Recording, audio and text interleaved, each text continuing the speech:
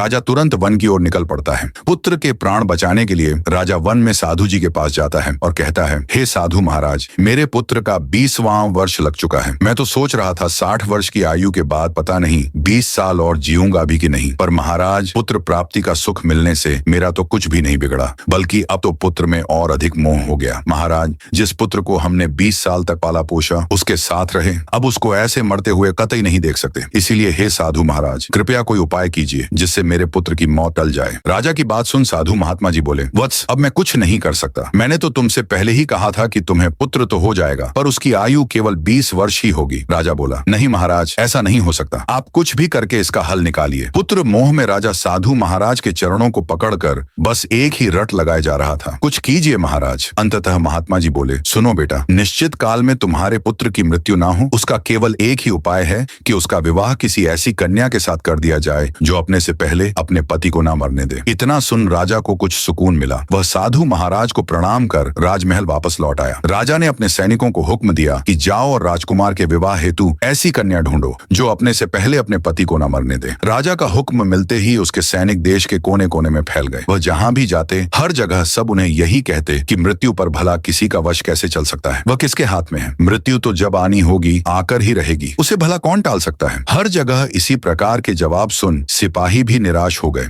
उन्हें कोई भी ऐसी कन्या नहीं मिली जो खुद से पहले अपने पति को न मरने दे। अंततः जब सिपाहियों की एक टुकड़ी हताश हो थक हार कर वापस लौट रही थी तो रास्ते में उनके आगे आगे 3 लड़कियां चल रही थीं। 3 पक्की सहेलियां आपस में बातें करती हुई जा रही थीं। दोस्तों, इससे आगे का पार्ट देखने के लिए हमारे चैनल को जरूर सब्सक्राइब कर लें।